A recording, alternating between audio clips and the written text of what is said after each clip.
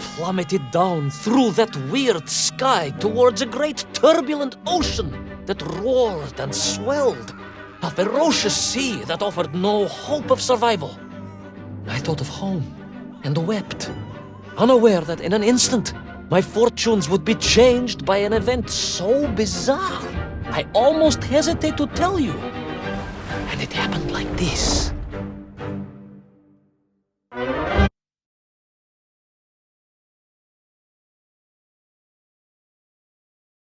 A giant whale? It was huge, General. You were swallowed by a giant whale. Yes, General. You look remarkably well for a man who was swallowed by a whale. I am blessed with a strong constitution, General.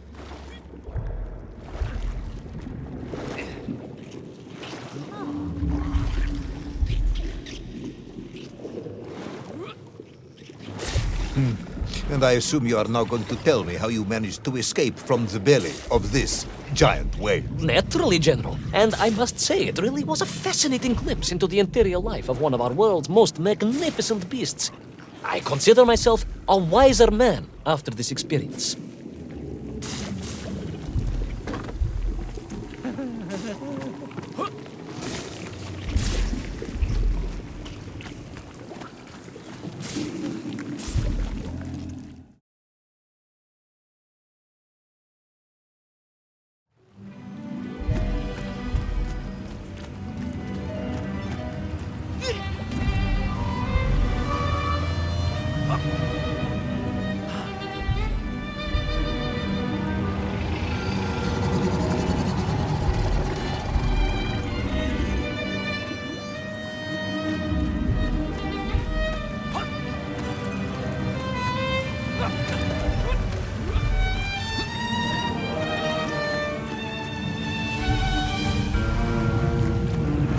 That is a shame, General.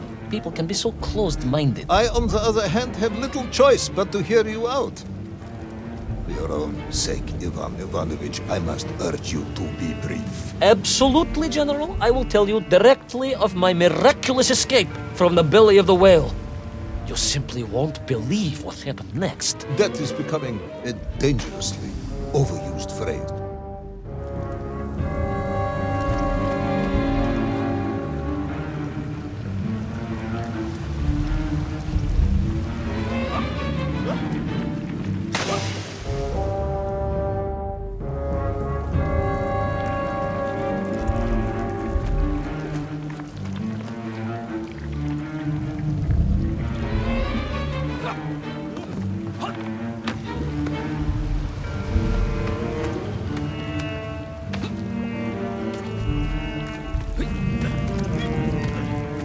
And so I found myself deep within the whale's organs. A strangely beautiful place. A sort of fleshy wonderland. A glade of polyps and globules. A landscape as awe-inspiring in its way as the forests and mountains of Altai. Oh, General, that I yearned and longed for, and only hoped, as I hope now, that I might one day see again. I think we're all longing for home at this point. Oh, with warm slippers, a mug of steaming Sbitzin, and a roaring fire. Not far from home, trapped inside a monstrous fish with only the strange and evil-looking worms that infested its gut for company. With only one's dedication to one's country and mission to keep one from falling into despair. But no, General, I could not. I had to escape, to find Little Orpheus and my way back to the surface and home.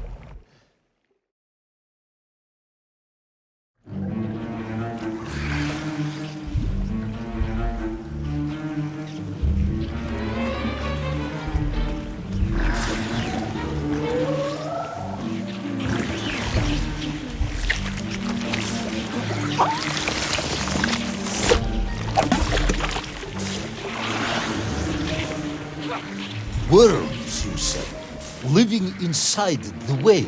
Oh, they were horrid things, those worms, General. And most unwelcome, I would say. Parasites. Just how big the infestation was, nor of the tremendous sizes they could grow to. At that point, my thoughts were only of escape. And I had a plan. Yes, I'm sure you did.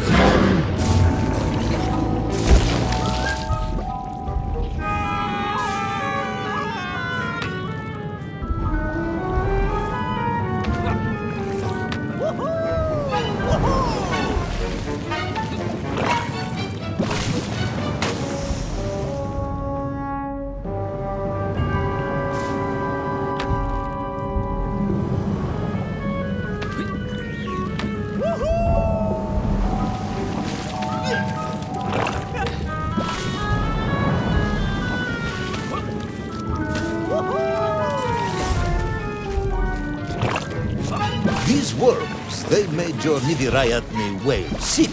Wherever they attached themselves, the flesh began to turn gray and die. It was a truly distressing sight. And I resolved myself to assist the whale by removing the leeches wherever I could find them during my escape.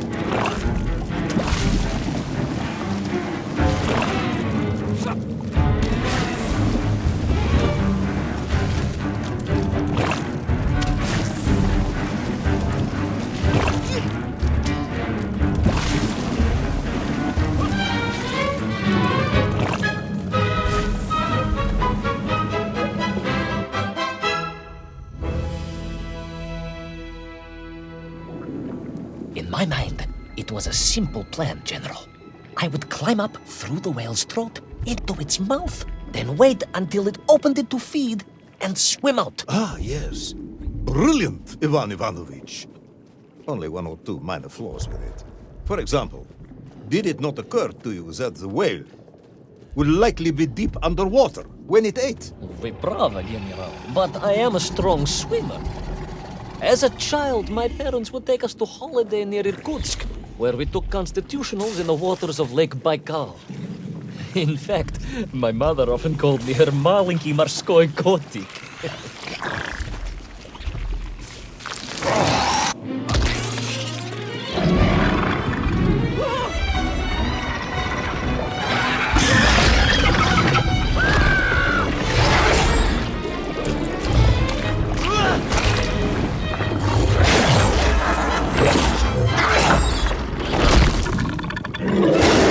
A giant worm for a giant whale, huh? At the risk of repeating myself, it was huge, General.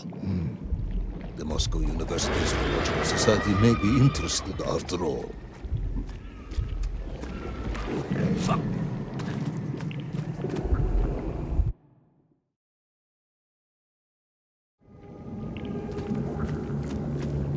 Let us take a moment, Ivan Ivanovich. Your ridiculous plan to escape through the mouth of the whale failing, you would now have me believe you had embarked on some misguided crusade to free it of the worm infestation. To what end, exactly? When one suffers, we all suffer, General.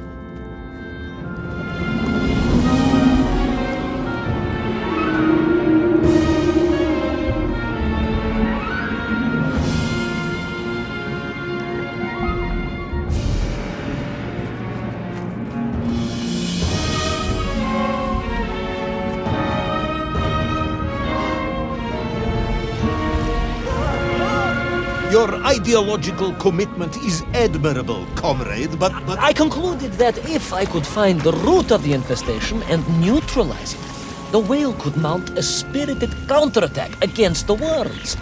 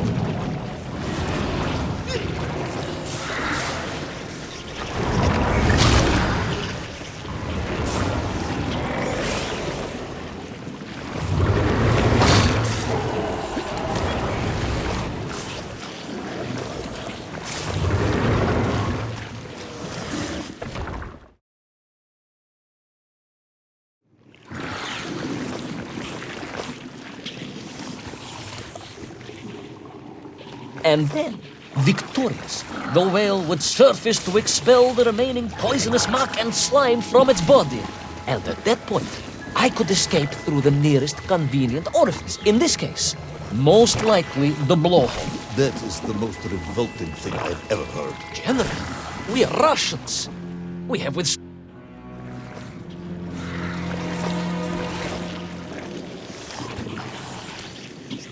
And then, victorious, the whale would surface to expel the remaining poisonous muck and slime from its body.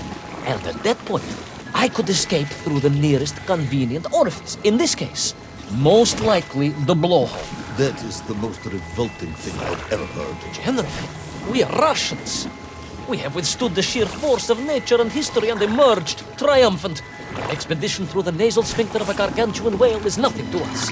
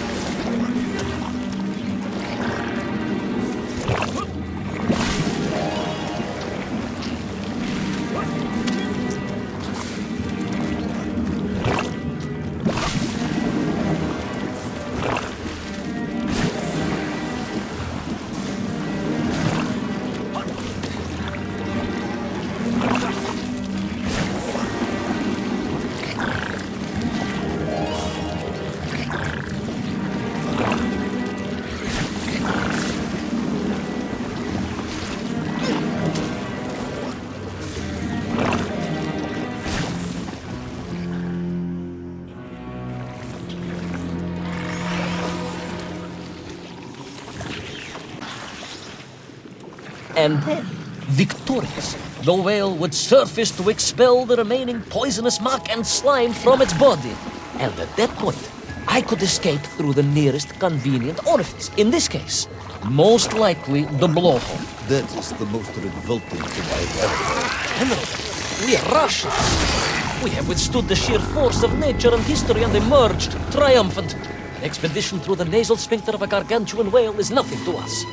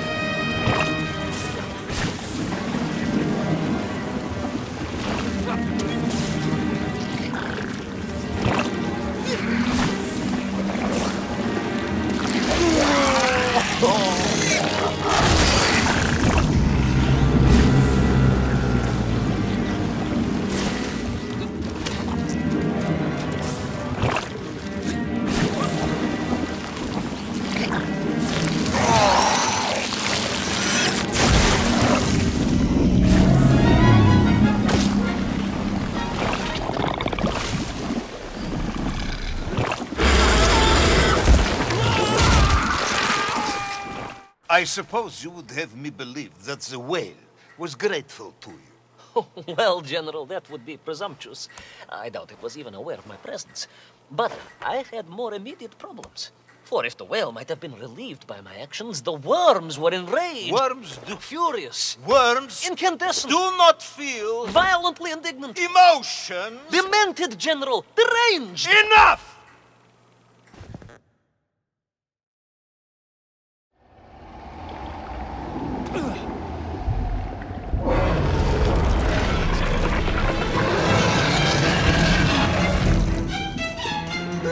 Where is Little Orpheus?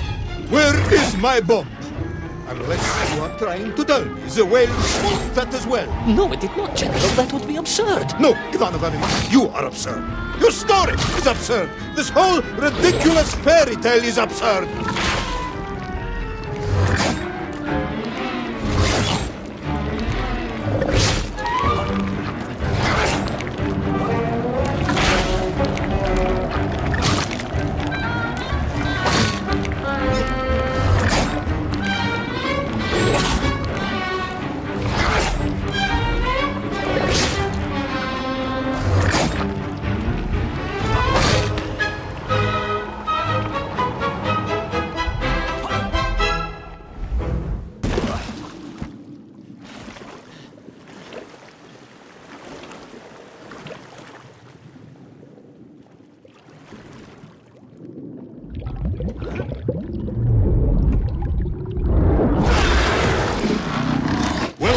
Brave yet foolhardy hero escape the furious worm? Will he be doomed to spend his days trapped in the innards of a bad-tempered cetacean? Where is the whale swimming to in such a rush, and what will it do when it gets there? Is the general about to lose his temper and order the cosmonaut shot? All of these questions and more must surely be answered in the next exciting episode of Little Orpheus!